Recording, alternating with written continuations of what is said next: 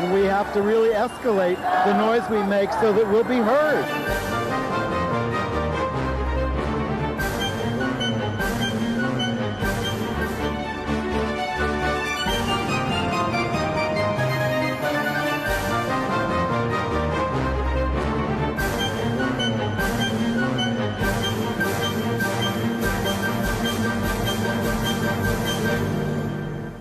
Welcome to Gay USA. I'm Andy Hum. I'm Ann Northrup.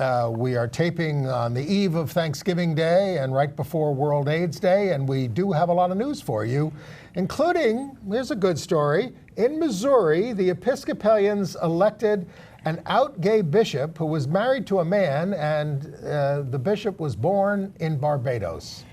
Before I get to the rest of the headlines, I want to thank Maren Johns, who sat in here last week substituting for me. She did a great job, and you're going to see more of Maren. But I appreciate her doing the work and taking the time to sit in. Me too. So yeah, the Missouri new bishop is great news, and the first out transgender Rhodes Scholar has been picked. We mourn the losses of the gay cartoonist and activist Howard Cruse and drag king Mildred Garristant, who was just a fantastic human being. An out gay democracy activist, pro-democracy activist, won in the Hong Kong elections. That is both thrilling and scary over there. And very disturbing news in Haiti, the leading gay activist in the country was found dead in his home. And very disturbing news from Russia, where they're investigating a gay man for sexual assault because he talked to some kids about being a gay man on a video show. We are, of course, observing World AIDS Day this Sunday, December 1st. New diagnoses of HIV infection are at an historic low in New York City, although certainly not down as much as we want them to be. But a study found that a high percentage of millennials are ignorant about AIDS. Surprise. All right, we got a lot of reviews for you. We went to the theater a lot this week. We're going to review The Inheritance, the big gay theme show, the Tina Turner musical, a new version of A Christmas Carol, if you can stand it. I liked it. And a musical parody of the movie Love Actually. But we should catch up with the doings of the politicians in the last week. I guess we should mention that it seems like a year ago now, but the last Democratic debate was on since you last recorded the show. Right after we taped. Yeah, I don't know that there were any big headlines from it. Well, I mean, you know, Pete Buttigieg made his big gay statement because they were doing it down in Atlanta and a lot of race issues were being addressed. So he said, look, while I don't have the experience of ever having been discriminated against because of the color of my skin, I do have the experience of sometimes feeling like a stranger in my own country, seeing my rights up for debate. And he says all this makes him conscious of how deep his obligations are to those whose rights are on the line every day, even if they are nothing like me in their experience. Well, controversial to talk, but you know, disingenuous, I would say, given his track record of, you know, they have now dropped this 2011 discussion. I mean, he was 29 years old. But still... a discussion of, you should have... Of race and education and poverty. And, role models, which is why he got called a mofo by a columnist, an African-American columnist, who he then called. Really, as mayor of South Bend, to fire the black police chief and then to not respond appropriately when there was a police shooting of a black man, I think to then get up and say that he is sensitive to these issues because he's gay is, I think, tone deaf. Well, I think at best. Well, and that's pretty much what Kamala Harris tried to say, although she kind of went back and forth on it because she doesn't want to offend gay people either. Look, I mean, I will say, I'm not being disingenuous. I'm a white guy from the suburbs. If I hadn't been gay, it wouldn't have opened me up as much as it has to what other people go through and wanting to stand up for them. We're talking about Pete Buttigieg, who worked for McKinsey, who touts his military experience and who portrays himself as an effective manager of South Bend when all these things are happening and he's not responding appropriately. Well, the viewers of, not viewers, the voters, the Democratic voters in Iowa don't seem to agree. They're all for him. And in New Hampshire, and of course, he still has very low numbers in South Carolina, where he's polling at about 5% and not well among African Americans, and that's something he's trying to address. And you and I have different predictions about the potential arc of the candidacy of Michael Bloomberg. Well, everything that's coming out about Bloomberg is what we already know, that he's a big supporter of Republicans, including last year when he supported the Republican nominee for Senate, Toomey, in Pennsylvania, over the Democrat when we needed to take back the Senate. So, you know, I mean, that's his history. He's got a lot of terrible things there. And, I could give you a much longer list, as could you, of Michael Bloomberg's sins. And but I think that hurts you in a Democratic primary. Well, all I'm saying is, as I continue to believe it is possible for Donald Trump to be reelected, I also think it is possible, I'm not making predictions, for Bloomberg to do better than you think he will in the primaries, because I think he's projecting this image of a strong leader, an effective manager. And as you know, I think people want a daddy, and he fulfills a lot of that against a field that does not have a clear popular favorite. Notice that he didn't even speak in his ad other than to say, I approve this message. Well, that's an old technique. He is not much of a presence on the campaign trail. I'm not sure you have to be. Okay. Amy Thus begins the next year of political disagreements on Gay USA. It'll all be over in a few months. Maybe. Then there was. We could have a brokered convention. They could for the first time. They haven't had a brokered convention. They haven't had a second ballot at a Democratic convention since 1960. Kennedy Johnson were the rivals then. But what about what Amy Klobuchar? She went after Buttigieg and said, "Hey, you know, if you were a woman, you wouldn't even be taken seriously with your background, and I've got all these things." I don't think people care. And if you think a woman can't beat Donald Trump, Nancy Pelosi does it every day. That was a good line. Yes. Cory Booker went after Biden over marijuana because Biden called it a gateway drug. Look, and he said, I think you must have been high when you said that. The real answer is no one's watching these debates anymore. Well, that was a tough day. We had just waded through 10 hours of testimony in the impeachment hearings. With my new hero, Fiona Hill. And we could go on and on about the debates. I mean, Jeff Greenfield basically said that this one doesn't matter. None of them matter at this point. We'll see. But there was an interesting YouGov poll out of Out Magazine that found support among the Democratic candidates for Warren at 31%, Sanders 18%, Biden 16%, and Buttigieg 14%. These are LGBT voters. Out Magazine. It's a national poll online of about 800 people. And interesting because 34% put LGBT equality as one of their top issues. 66% said healthcare, 59% climate change, et cetera, down the line. Well, healthcare and climate change are two of Bloomberg's biggest issues. Healthcare? What's he proposing on healthcare? He has donated hundreds of millions of dollars to healthcare. He could pay for all our healthcare. Yes, he could, and that's what people will want him to do. Why doesn't he just do it? Could get him elected. And then there was Biden on Lindsey Graham this week.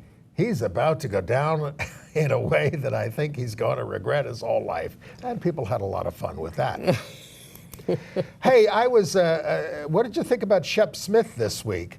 Out gay reporter who quit Fox News after 23 years. He donated $500,000 to the Committee to Protect Journalists and said intimidation and vilification of the press is now a global phenomenon.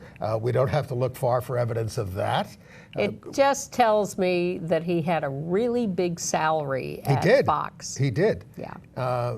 But he said that autocrats are flooding the world with information, with garbage and lies. Of course, that was his network was famous for that, although he tried to go down the middle, and we don't really know why he resigned. I'm more interested in a little,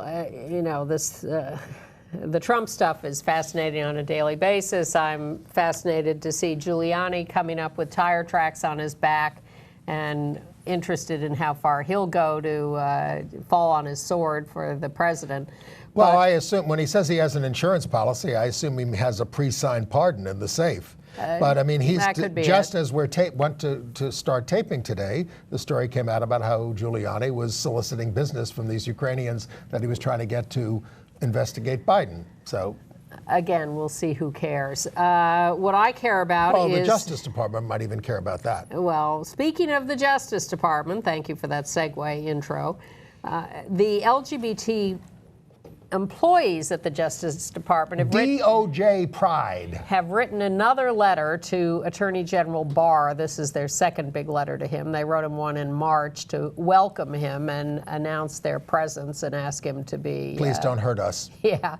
Well, now, 8 months later, they've written him a letter saying, you know, your arguments against interpreting sex discrimination laws as covering sexual orientation. Before the Supreme Court, where the Justice Department went against us on all 3 cases. And gender identity. But now they're dismayed. Are not good for us. That he's siding with the bigots in these Title VII cases at the Supreme Court. And they surveyed LGBTQ lawyers and law enforcement officials in the Justice Department, and they're afraid of their jobs at this point, and that they're in jeopardy, and they don't believe that the department has their backs. And they think these attitudes will make it very hard to recruit new employees, and they want they say, all right, let's give you the benefit of the doubt. Let's say we understand that really what you're arguing is not that LGBT people should be discriminated against, but simply that these laws don't cover us.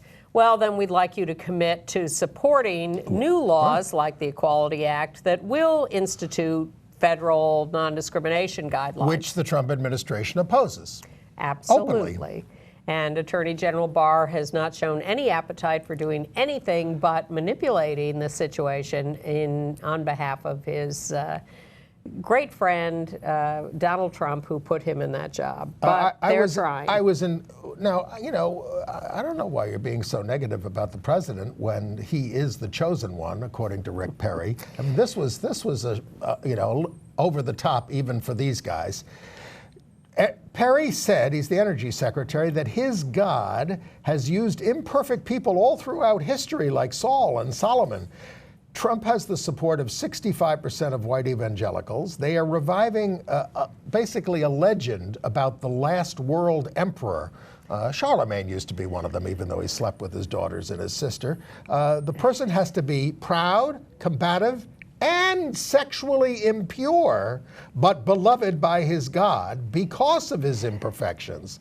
Has the power to destroy the Antichrist, which would be us, and Islam, bringing about the second coming. It's all a very apocalyptic time. I mean, you know, if you watch the news all the time, we think we're kind of headed for the apocalypse at this point, too. Yeah, but we don't expect our members of the cabinet in the executive branch to be talking like this. Now, Ann? Tom Cruise, perhaps, the Church of Scientology. Yeah, they believe this stuff? No, they just believe that you know, we all came from some other planet, and I don't know. I never figured it all out. You want some encouraging news out of the Republican Party? There was a survey that said even among them, more than 66% GOP voters say that adoption agencies should not be able to refuse same-sex couples. But does that stop the administration from doing No. what it's doing? No. And a new study by the Web Integrity Project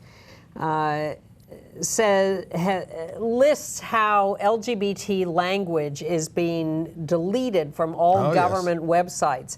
It's a fascinating study, both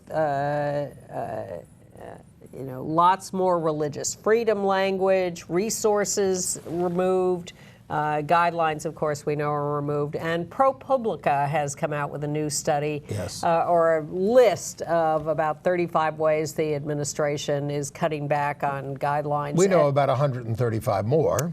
Yes, but it's a good list, and so we'll put a link to that on our website, on our show notes. Sign up for our email. Go to gayusatv.org, and there's a little thing there you can link, and more of you are signing up for the newsletter, and you can learn more about us and about what's going on and what's going to be on each week's show. Maybe it's time to get out of Washington and let's go to Missouri. Okay. All right. This story. Now, Missouri has been going far to the right, but the Episcopal diocese there has elected, we have a picture of him, the Reverend Dion Johnson as the new bishop.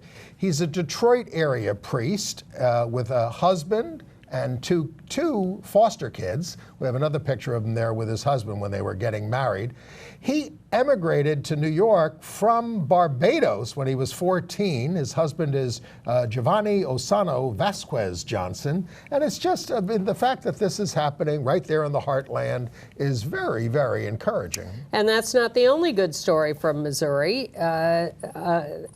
Gay husbands, Coleman Lee and Garrett Case, are coaches of the women's volleyball team at, Central Methodist University. Central Methodist University. Got a picture of them too. Yeah. There they are. And the head coach, Lee, on the left there, has been named the Conference Coach of the Year. So everything's up to date in Kansas City, Missouri? Yeah, let's go to a border state.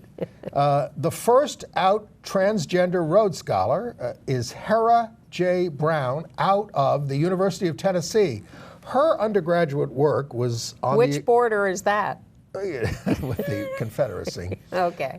They split somewhat in the war. All right. She did her undergraduate work on the experience of Syrian refugee workers and did field work in Jordan, Germany, Switzerland, the United Kingdom, and the United States. She was an LGBTQ policy intern for Joe Biden's DC-based foundation. She plans to pursue law and assist asylum seekers. By the way, half of the scholars that were named were first-generation Americans. And 2 of them are non-binary, too, in addition to the one trans who's out. So it's even the Rhodes Scholar organization is getting up to date. Right. All right. Well, go ahead. Well, next door to Tennessee in Kentucky, less good news. A local photographer there, Chelsea Nelson, has filed suit with the help of the Alliance Defending Freedom to stop the local fairness ordinance. She doesn't want to be forced to do same-sex weddings. Does she even have a case, or is she doing this preemptively? She's never been asked to photograph a same-sex wedding. There is no current issue, but she's filing preemptively. Why doesn't she just post a sign on the door saying... Not allowed. That's why isn't that allowed? First Amendment. We need more expert opinion on that. Well, speaking of signs, they're going to put up a plaque for Matthew Shepard on December the 2nd in the cathedral, Washington National Cathedral, where his ashes were interred last year. This is going to be at 7 o'clock on December 2nd. Among those attending are going to be his parents, Judy and Dennis Shepard, and the Reverend Gene Robinson, another out gay Episcopal bishop. I'm going back to the subject of religion and discrimination. In Indiana, a court has rejected a challenge by several conservative organizations to the 2015 RFRA fix. Around that time, that's the Religious Freedom Restoration Act, of which she speaks. Around that time, as I was about to say, Indiana passed, under Mike Pence as governor, a religious freedom law. And the LGBT population in Indiana and around the country just lost their minds over it. You may or may not remember this 4 years ago. Corporations said, we're not going to Indiana anymore if you keep with this. Yes. Mike Pence made a fool of himself trying to defend it, and actually his stock went down to the point that he probably couldn't have been reelected governor of Indiana. So Trump made him vice president. That threw him a lifeline. That's why the right-wing evangelicals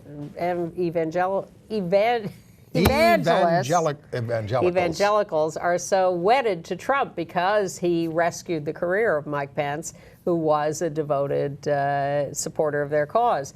So in the uproar, Indiana, over Pence's objections, passed what is known as the RFRA fix.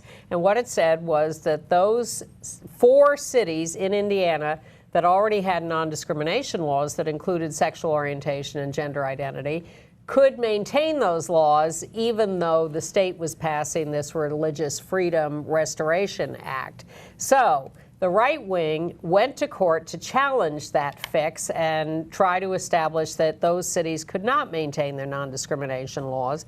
And now a court in Indiana has ruled against the right wing and said that the local laws can stand because the right-wingers who brought the challenge had no standing, had no current case, and were not allowed to, no ripe cases, they said. And so they have failed in their attempt to overturn the fix to the Religious Freedom Act. As I suspect the photographer in Kentucky will also lose her case. Can we give them some good news from Christianity? Sort of, I guess. I think we already did with Missouri. In Oregon, at George Fox University, a Christian college, this kid named Reed Arthur, a senior theater major, came out at the annual, now this is a Christian college and they have an annual lip sync battle. I guess they're sort of, I mean, come on. There he is in the middle there.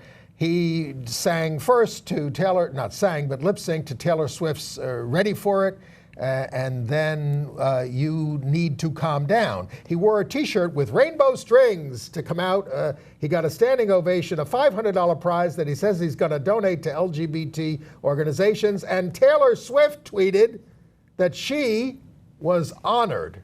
And this kid is over the moon, and they haven't gotten rid of him out of the school, unlike at another school. Well, Taylor Swift's You Need to Calm Down is a pro-LGBT anthem, and quite catchy. Right. And the other school, of course, though, on the other side is Fuller Theological Seminary in California. They booted out a student who they found out was same-sex married. And she is suing. She says they accept federal funding, and they don't have a religious exemption under Title IX. Her name is Joanna Naxon. And she was going to the school not to become ordained as a minister, but simply to take some classes that would improve her professional career. You're fired. Yeah. In Indiana, going back there, the Bureau, this is bad news there, the Bureau of Motor Vehicles has stopped approving gender-neutral licenses, and it's been proposed there that if you want to change your marker on your license, you have to present an amended birth certificate and a letter from your doctor.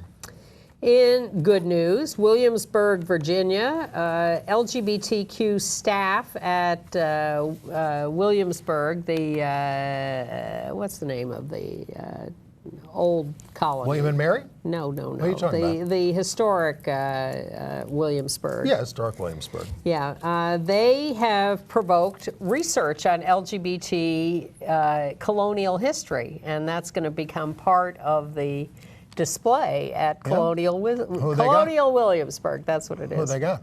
George Washington? Alexander Hamilton? I don't know yet. They're just doing the research. Okay.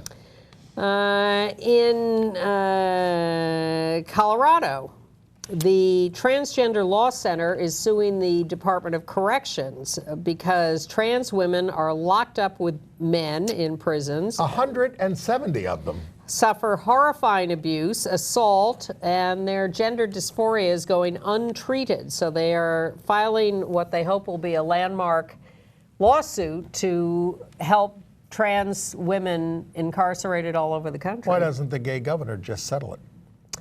Well, I don't know if it's a federal, they're suing the State Department of Corrections, so yes, he probably should. The Chick-fil-A flip-flop that we've been talking about, the news about it goes on. The right-wing media has been blasting them, even though that they've relented because Franklin Graham called the guy who heads the company and got them to relent about whether they were going to fund Christian organizations that might have an anti-gay view. Meaning that they're going to go back to funding them? Mm-hmm. Well, that's true, but they also, but the Christian right is still upset because apparently the guy, Rodney Bullard, who was installed to run the foundation, even though he'd been a fellow in the Bush administration, had donated money to Obama and Hillary. So, and they complained that dollars have started going to radical groups like UNICEF, the Andrew Young Foundation, the King Center, and the Latino Leaders Network. Whoa. Oh, come on. Oh, boy. So they're upset, and they're never going to eat that chicken again. I doubt that. That's what they say. I still don't drink Coors or buy Berea pasta, even though they've tried to make amends. Okay. In Illinois, the Palatine-Schaumburg High School District will let trans students use the correct locker rooms that correspond to their lived gender identity. Let's stay in Illinois. In Chicago, Jussie Smollett is suing the city for malicious prosecution, maintaining he was the victim of a racist and homophobic attack. Chicago is suing him for $130,000 in investigative costs, so this is a countersuit. Smollett said, hey, you already accepted the $10,000 for this in connection with dismissal of the charges. You're not going to get this other money. In Tennessee, we've talked a lot about a local anti-gay district attorney, Craig Northcutt, who has been the subject of a lot of consternation. Well, he has just announced he will not prosecute the teens who were harassing and outing a teen online. Bisexual kid. Who then committed suicide. Now, I don't know where to draw the line on this kind of harassment. Well, we're going to talk some of that in international news, where there are different standards in different countries. But something's got to be done about the bullying. Well, in Indiana, at the University of Indiana, a professor there, Eric Rasmussen, has been described by a dean or the president of the college as racist, sexist, homophobic, but they won't fire him because he doesn't bring it into the classroom, evidently. He's got tenure. The only case I ever heard of, he works for a public institution, and they have a lot of First Amendment rights.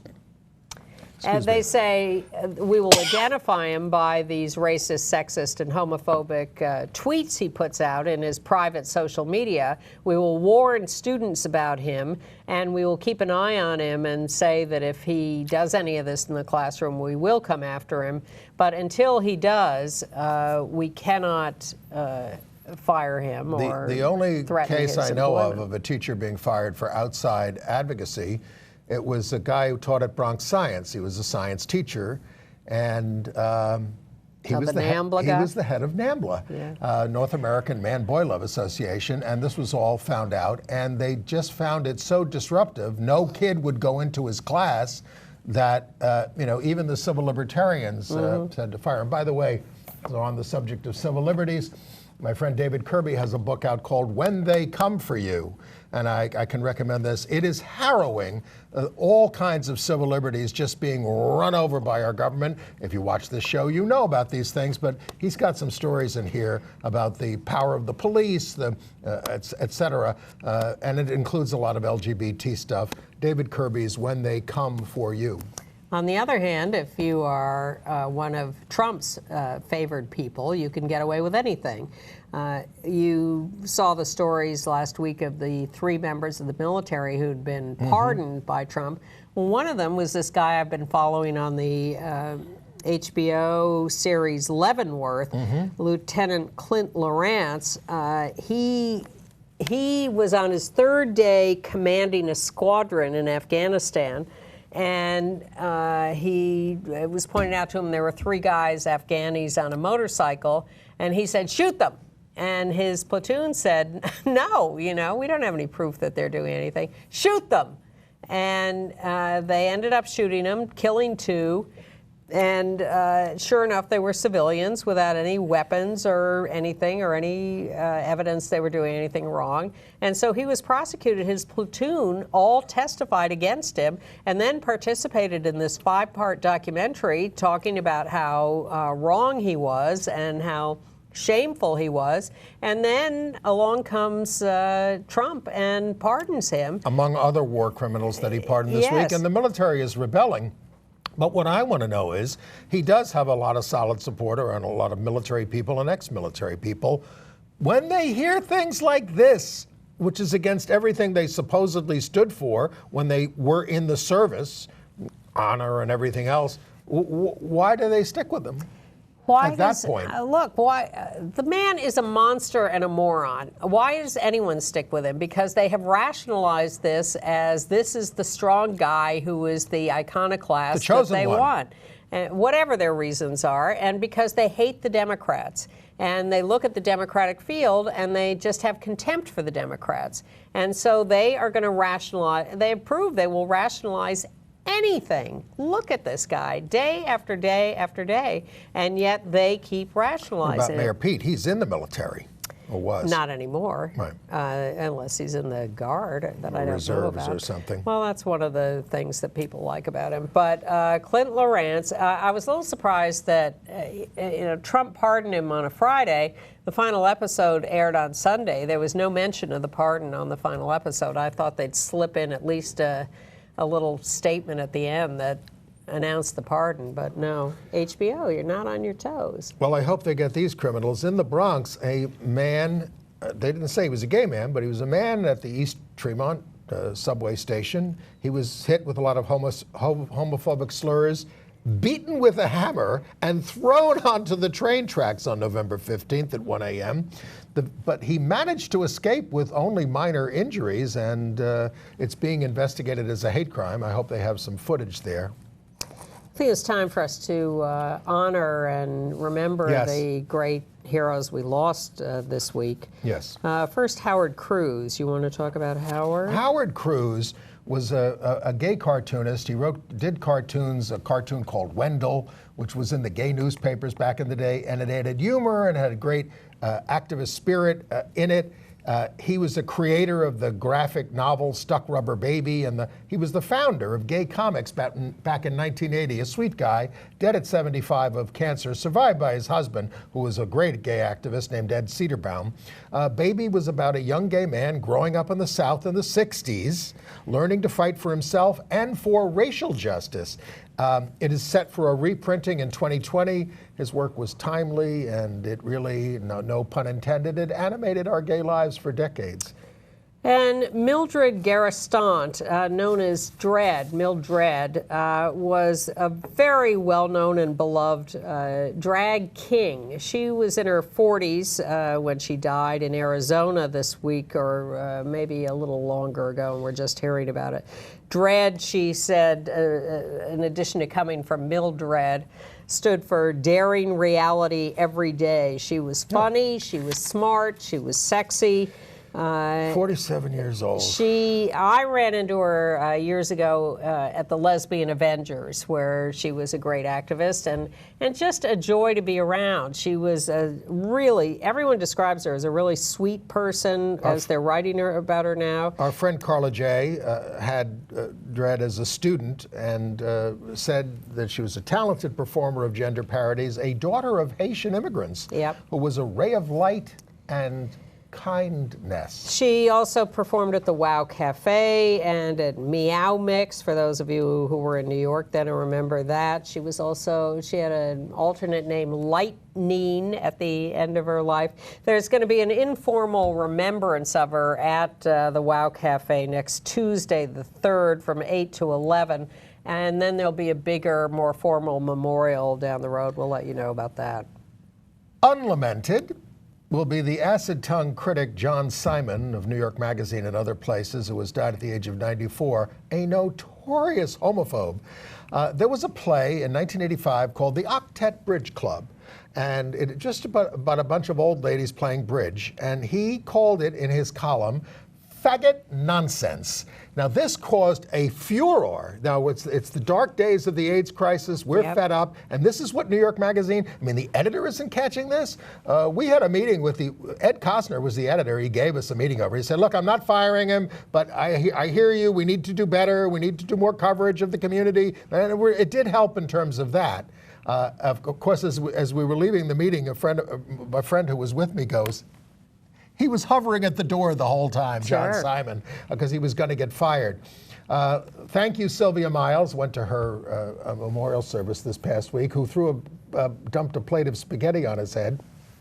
Edward Albee took attacks from John Simon as an absolute badge of honor. You would think he was doing something wrong if he got a Well, bad he review. was, aside from his homophobia, he was most notorious for criticizing not the play, but the appearance of the actors. He would call people ugly or fat or criticize how their face looked. Hated non-traditional casting. He was a monster. He really was.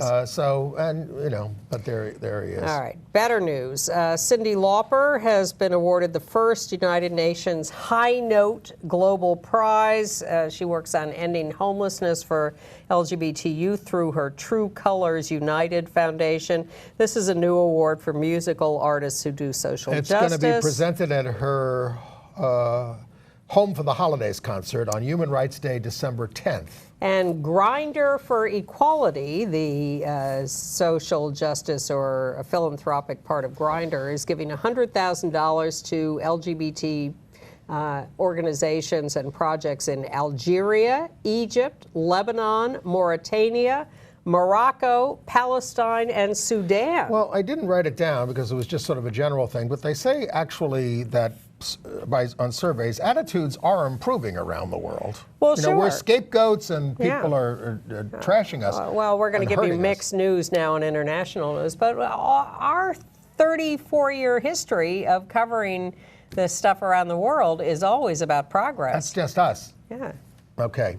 All right. So international news, I think the top of the news there is in Hong Kong, where not only did the pro-democracy candidates win more than a third of the seats, there was a massive turnout, but a gay activist and protest leader, Jimmy Sham, won a seat. He had been beaten by hammer-wielding assailants just last month. And some of the anti-LGBT officials lost their seats. This is a big shock to Beijing. Well, one has to wonder what Beijing's reaction is going to be, because Their reaction was silence. They didn't cover the election. so far. Well, Will they let this stand? Will there be an enormous crackdown with tanks coming in? What is going to don't happen? be a fool. You'll kill the goose that laid the golden egg. Leave them alone, idiots. Well, a new report out of China says that many LGBT there are forced into unlicensed quack conversion therapy.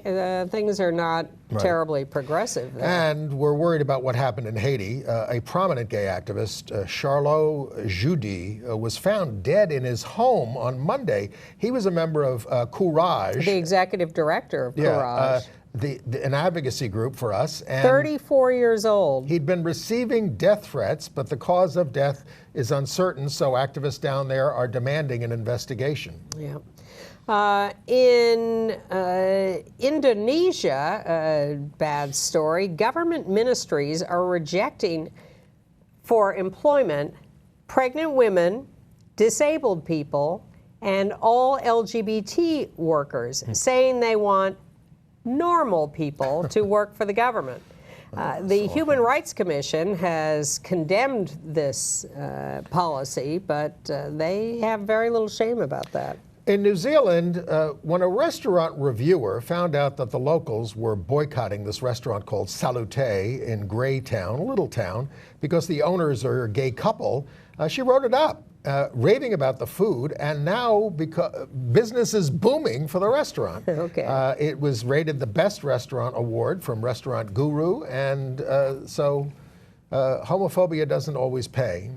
That was New Zealand. Well, Yes. next door in Australia, the folks who organize the Sydney Mardi Gras every year, which is one of the biggest LGBT events around the world, are going to vote on this weekend on several issues around the 2020 upcoming Mardi Gras. Will they invite the Conservative Prime Minister to be part of the parade?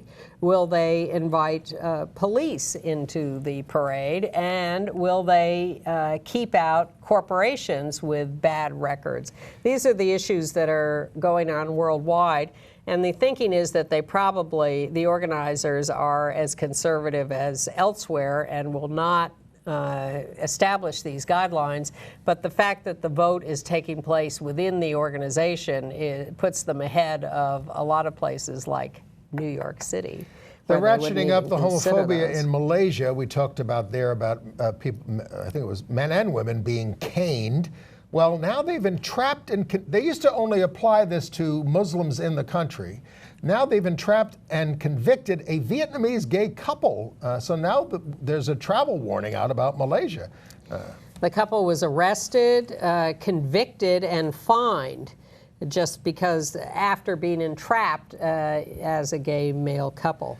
Activists in Thailand are suing for marriage rights. In Russia, they are conducting a sexual assault investigation into a gay man who did a YouTube video where he answered questions from children ages 7 to 13. He didn't talk about sex at all, but they thought, this is against their propaganda law where you can't talk to kids and be gay, and it's part of a series. Did you get a picture of them up there with the?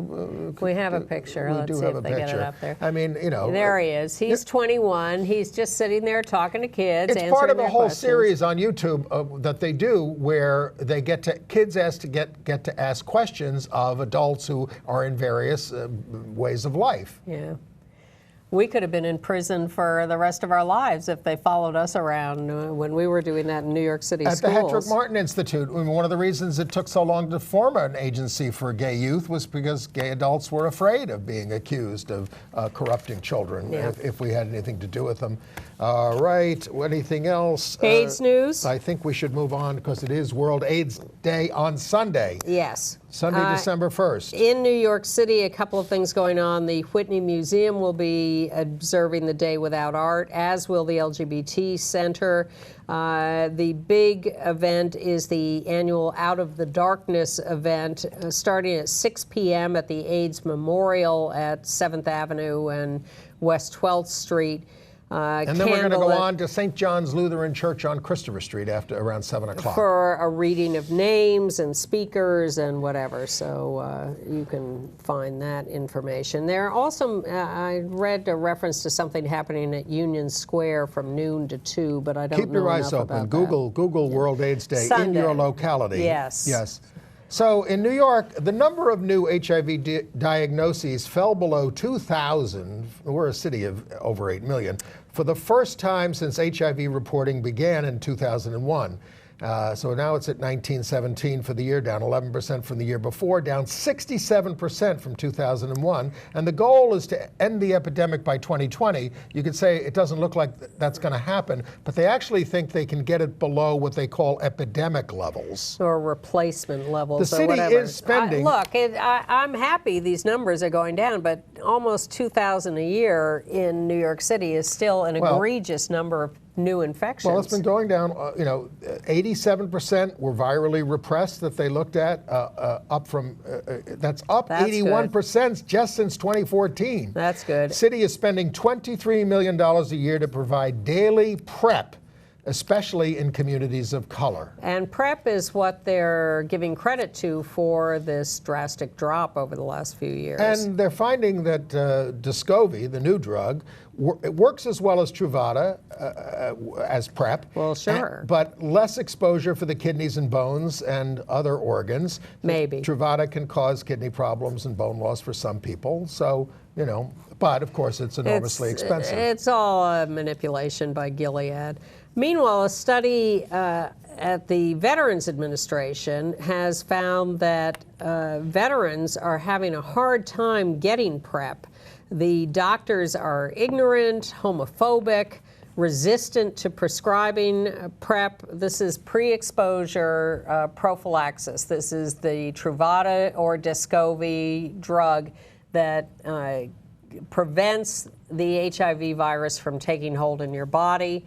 It is 99 point something effective, and the fact that VA doctors are prejudiced against it and ignorant of it is not unusual, but very discouraging. They say that the vets must be extremely aggressive and persistent and knowledgeable to get PrEP, and they really are much more knowledgeable than the doctors, but it's a sad story when something which is not only life-saving but cost-effective, Well, even at its high price. There's a lot of ignorance out there in what we call the general population. You bet. 30% of HIV-negative millennials report that they avoid hugging, talking, or being friends with someone who's HIV positive. These are people ages 26 to 36. Right. 41% of Generation Z, 18 to 22, were ill-informed about AIDS versus 23% of millennials. HIV diagnoses were stable in the United States from 2012 to 16, but rose among those 25 to 29. When it's invisible and you stop doing the education in the schools, then you have ignorance. It is not a surprise. Well, some visibility for the AIDS quilt this week, the AIDS Memorial Quilt. They had a big ceremony in Washington, D.C. Nancy Pelosi, John Lewis,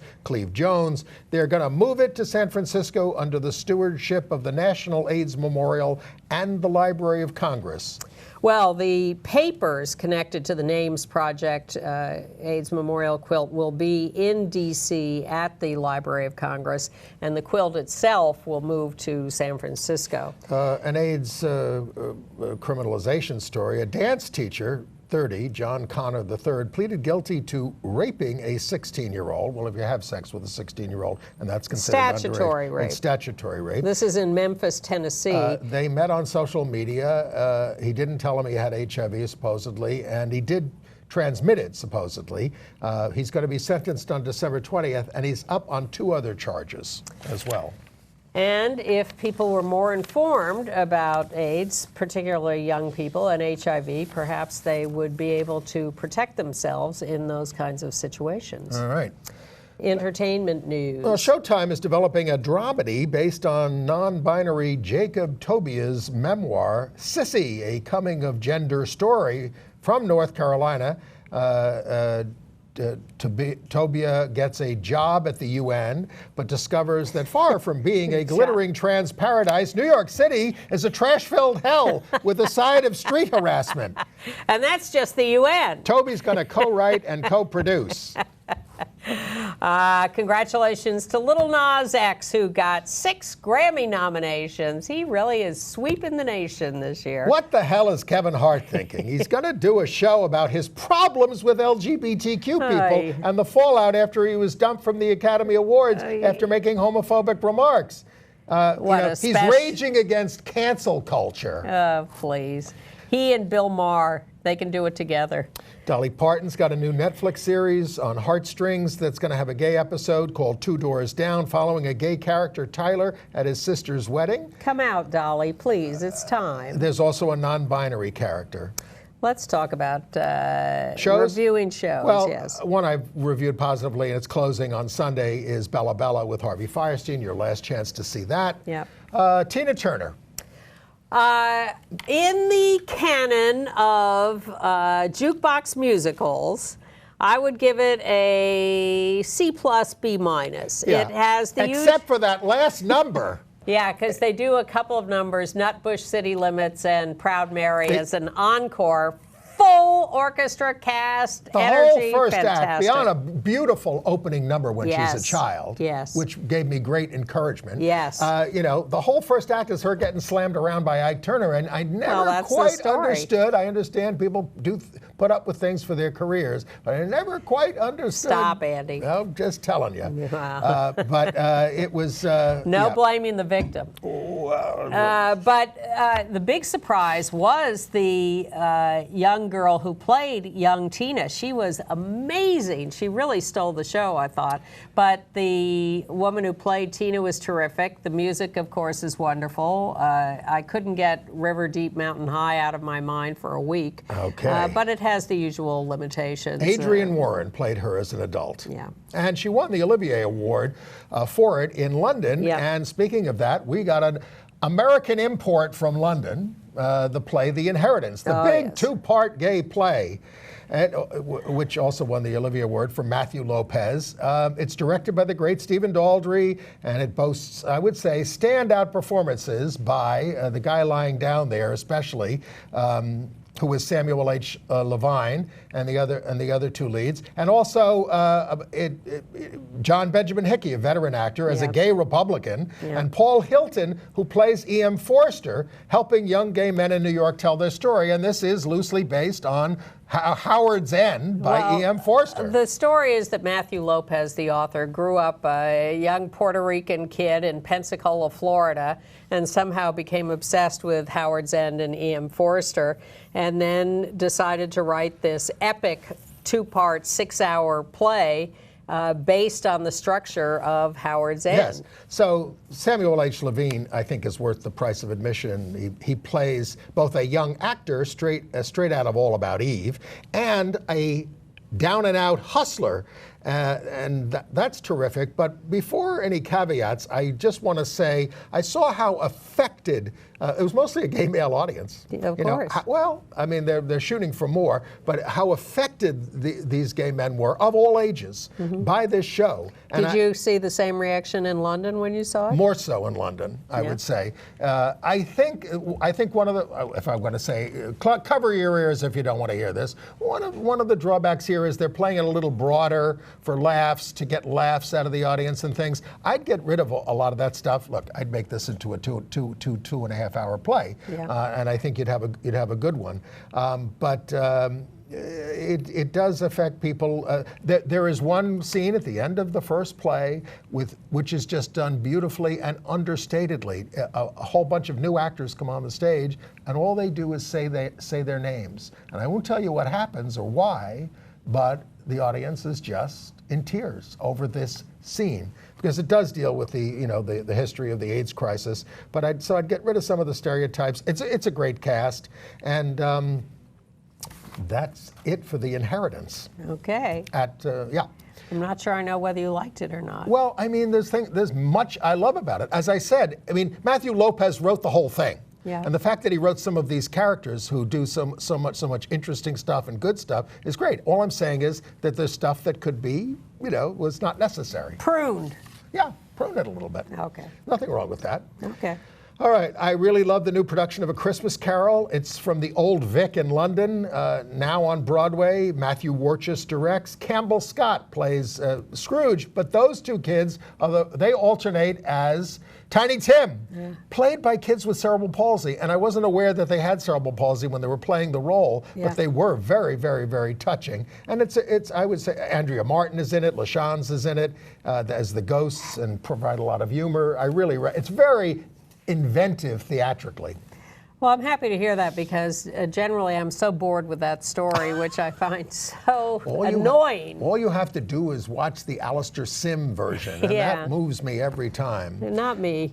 And we all know the holiday movie Love Actually. Yes, You've seen it, right? yes, I like it. That moves me. And I was the going to Pointer Sisters, jump. Well, there's a parody musical by Bob and Tobley McSmith, which is really hilarious, at the Jerry Orbach Theater off Broadway. It's directed by Tim Drucker, and they've got a really young ensemble of 8 people who do 80 costume changes to play these. And they're really doing a lot of parodies on people like Laura Linney, Alan Rickman, Liam Neeson, Emma Thompson, Hugh Grant, and it is hilarious. So I'd recommend that. It's all in good fun. It's a cheap ticket. Is it called Love Actually? It's called Love Actually ?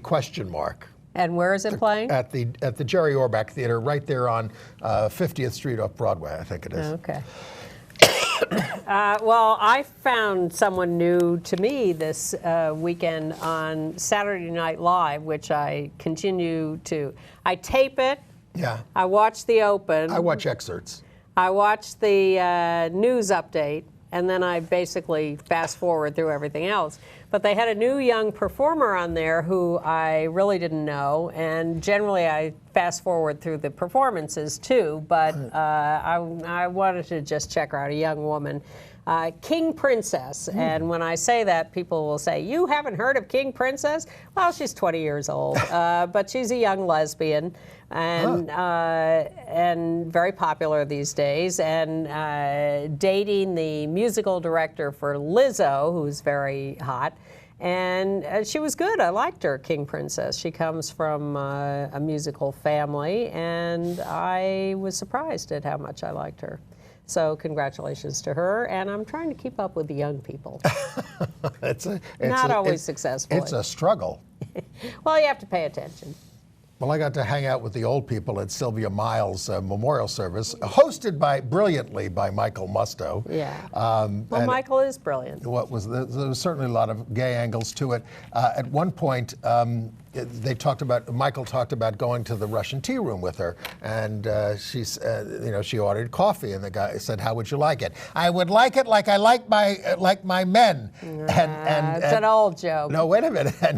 And the waiter said, "We don't serve gay coffee." So then Michael made us say gay coffee.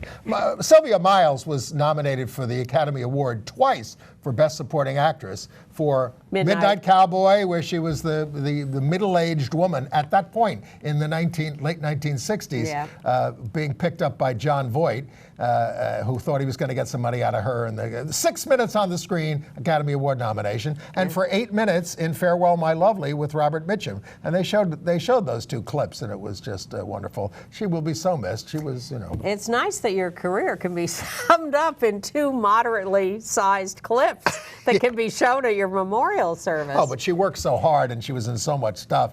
She was, and she was just the quintessential whatever. And very lovable, and the classic person in New York who could be found at every opening everywhere all the time. They made some jokes about the opening of an envelope, and she'd go to the opening of an envelope, right? But she didn't mind that at all. It was her calling card. She was at everything. She had a lot more energy than I did. Yeah. I want to remind you that we have a couple of special shows coming up over the holidays. We're going to show you the old documentary Rights and Reactions, which is a documentary made by the late and lamentedly lost Phil Zwickler. And Jane Lippman. I realized in looking at this that Phil died when he was like 36. It was 1991. Yeah. One of his last words were, "I just want to live to be 40. Oh. We were close. It's a wonderful documentary featuring Mr. Hum quite a bit in his younger days about the passage of the gay rights bill in the New York City Council. If you ever thought New York was a liberal place, you won't after watching this. No, but it takes you right into the nitty-gritty of all of it, and it's a great lesson for what was going on then and what is still going on now. And we're going to do an AIDS roundtable to update you on the crisis. Our associate producer, Bill Ballman, and others are going to sit down with us, including some other people with AIDS as well. And I'm looking forward to that. I hope to learn. Yes. Well, we haven't taped it yet, but I'm looking forward to it too. So those will air Christmas and New Year's, and we want you to make sure that you know about those, because those are going to be some very special shows. We'll highlight them in our email, so sign up to be on our email list to be apprised of all this. Go to gayusatv.org, and you can learn all about it. And get 1 email a week from us. That's it. Reminding you that the show's coming up and what's on it, and with a few extras. Happy Thanksgiving. Happy Thanksgiving. See you next week.